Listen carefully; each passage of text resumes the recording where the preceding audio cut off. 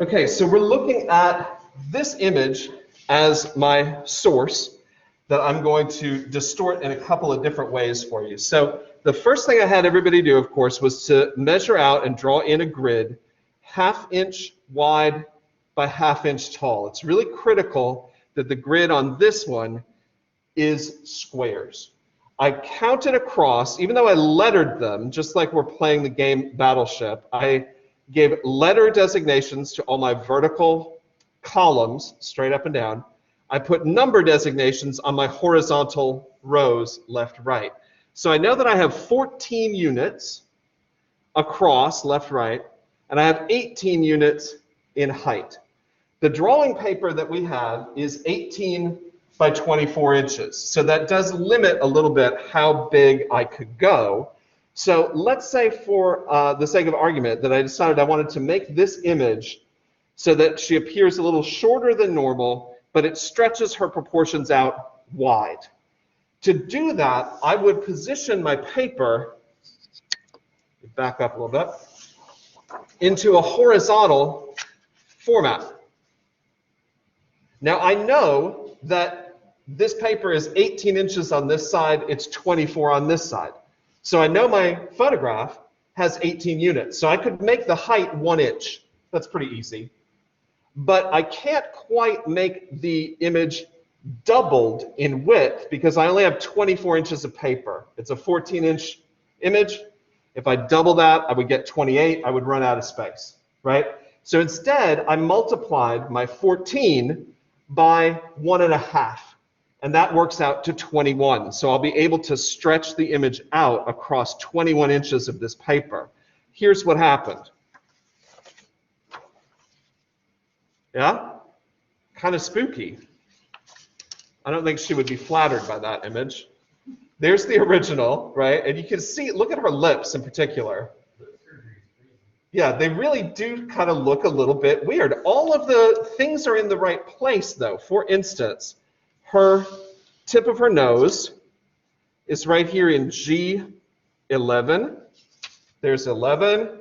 There's G. There's the tip of the nose. So everything's in the right position. But what I've done is I've distorted each of those boxes to stretch the image out left to right. So in this example, I did this with pencil so I could make changes, and then I colored it in with a Sharpie so you could see it better. I don't want y'all to use Sharpie on the lines yet because that'll distort some of the values. Just use pencil for now. But the main thing that you're doing is what I've done here. You notice that I haven't gone in and put every little detail of every eyelash. I haven't done any of the shadows on the side of her face. I gave myself a little contour line here to indicate that shadow beside her neck, on her shoulder. So major outlines, major contours is all you need. Well, I decided this one maybe was not flattering or funny. So I thought maybe it'd be more fun to stretch her the other way, to make her really narrow and tall. So to do that, I positioned the paper like so. Now we know that it is 18 units in its height. And now the height of my paper is 24. So obviously I can't double. I tried 1.5 and I still was bigger than the page. So on this one, I made each box in its height 1.25 inches. And I left the width of it just 1 inch. So I'm just using 14 inches worth of the paper this way and a total of 22.5 this way. Here's what happened. Really kind of a kooky looking thing, right? It does weird stuff, especially in the eyes. Look at how big the eyes are in terms of height overall.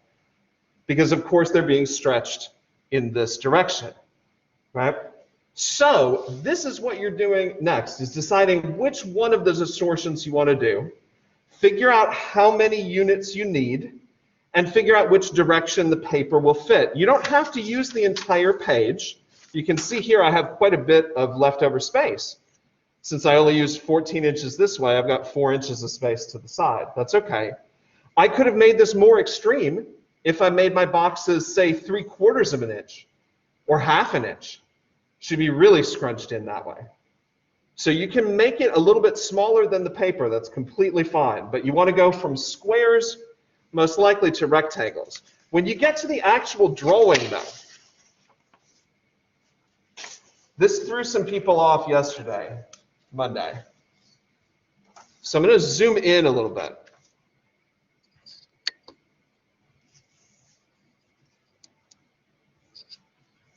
Let's see if I can do this even more.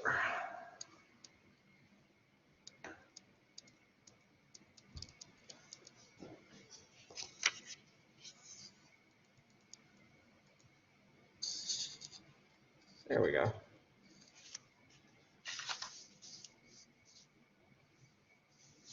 Okay.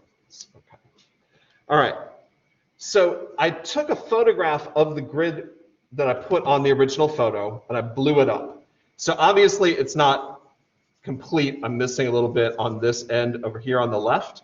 So I'm just going to concentrate in here on these 6 boxes. So if I was going to draw, for instance, this top eyelid right here, I would find the corresponding box on my grid, which is this one, and I would note just the main outlines. Here to here is the curve I'm looking to replicate. Now in this diagram, obviously it's going to be stretching it left to right. So I want to think about where the eyelid is. It's actually pretty close to the top of the box, but it's higher on the right than it is on the left. It almost touches that corner. So if this is that corresponding box, I know I have to end up somewhere about here and start off maybe about there. Does that make sense to you guys?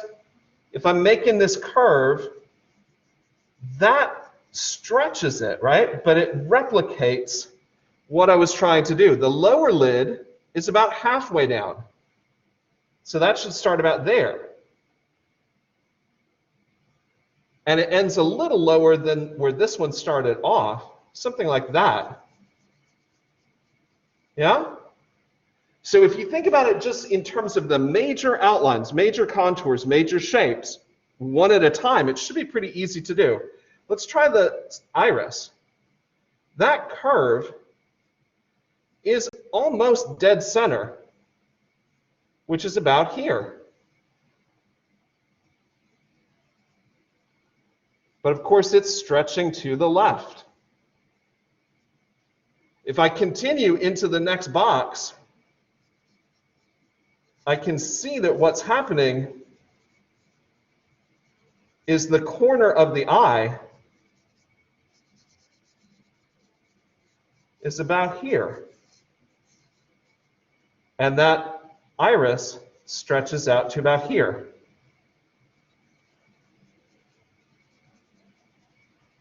The inner corner of the eye is about there on that box.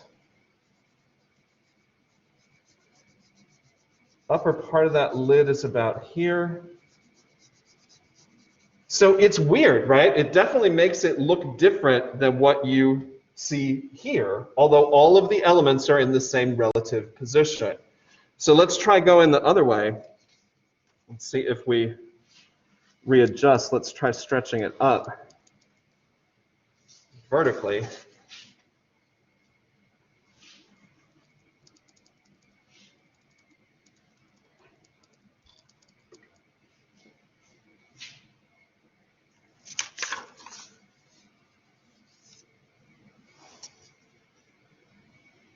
Again, I'm looking at these 2 boxes as the main part of what I'm demonstrating, and that equates to these 2 boxes right here.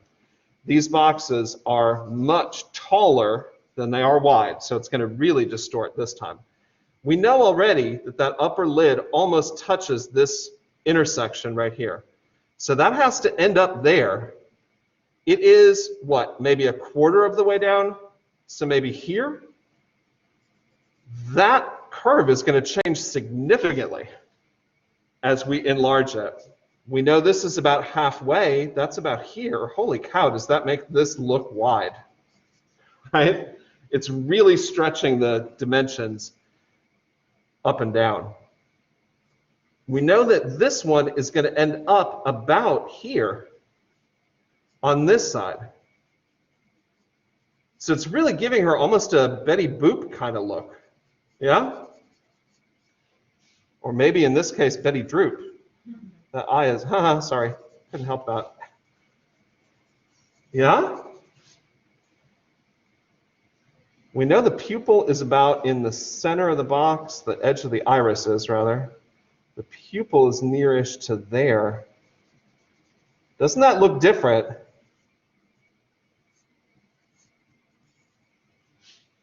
So this is essentially what you're doing today. You're taking your original image, putting your half-inch grid on it, making sure you have the right numbers of columns and rows, enlarging that grid into rectangles onto a piece of drawing paper, and then you're going to work on just the main contours and outlines to distort the shape that you're going for. So you can see in this case, I've got the same eye, but here, of course, it's made much taller. It feels really narrow and squished in. So that is the main goal for the rest of the day. You've got the grids already done. Now go ahead and use those larger rulers, lay out the grids that you need on your bigger paper. Let's use the 80-pound paper, which is on the bottom shelf there of the printing press in the cardboard box.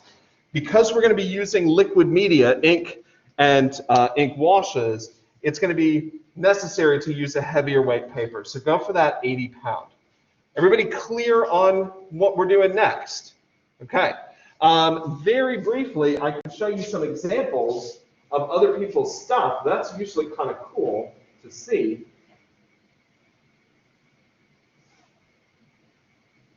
Let's go into coursework.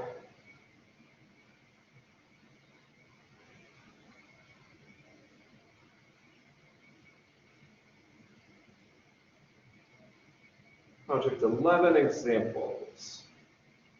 So these are drawings by other Cape Fear students from the past. Most of these are going to concentrate on the use of just the pen for stippling and cross-hatching. Wow, how cool is that? You notice one of the distorted grids that's on there looks like it goes on a couple of different angles, like an accordion fold. It still stretches it up a little bit in terms of height, but in this case you can see that it makes the face and all of these other elements bend. This is one of the anamorphic ones. You see she's much narrower and smaller on the right than on the left. So the photograph on the right-hand side of the screen I took by putting the camera on the table to put her back into proportion. This is one of the more melted face, organic style, kind of funny. Another accordion fold. This is one of the more simple ones, but it's super effective. This one is shorter than normal and wider than normal. So you keep one dimension maybe the same. Maybe make the height of your boxes 1 inch, but stretch out the width by making it wider by 1.5 or 2 if you can. This one goes the other way. This one takes the image and scrunches it in, making it really narrow, but stretches it tall. So the boxes here have the same dimension across, probably only 1 inch wide in each box, but those boxes are at least 1.25 inches, if not 1.5 inches tall.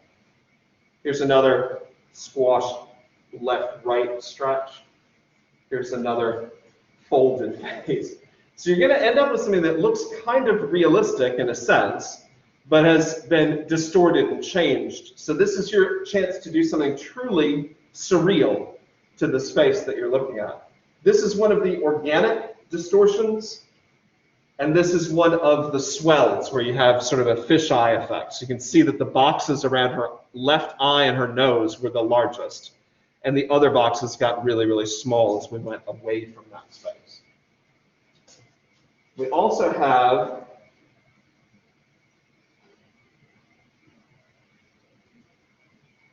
some examples that use more ink wash. We're going to combine them together.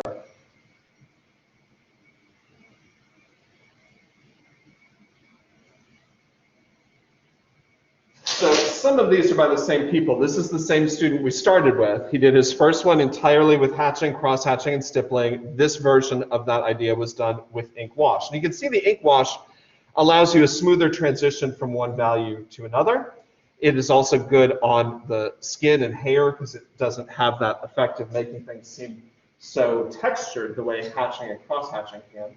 Here's another anamorphic version. This time the stretches at the top to the bottom. She gets wider and taller as we go down from the top of the image to the bottom. Another organic distortion.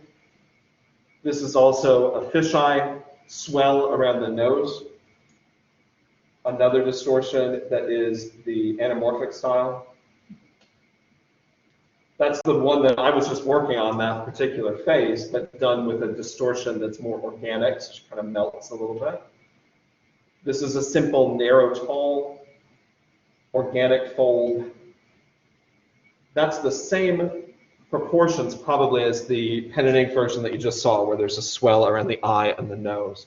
So we're going to kind of combine the wash and the pen together. The main goal for today, enlarge your grid, get the major contours on there. We can concentrate on doing the ink part next week. So hopefully that gives everybody a good base to start with. Don't stress about this. It doesn't have to be perfect. Remember, we're intentionally distorting it. So if you kind of mess up, y'all, it's okay. It's supposed to look messed up, right? This does not look like a normal person, right? She looks very odd. So try to have a little fun with it, okay? All right, I'm going to bring the lights up.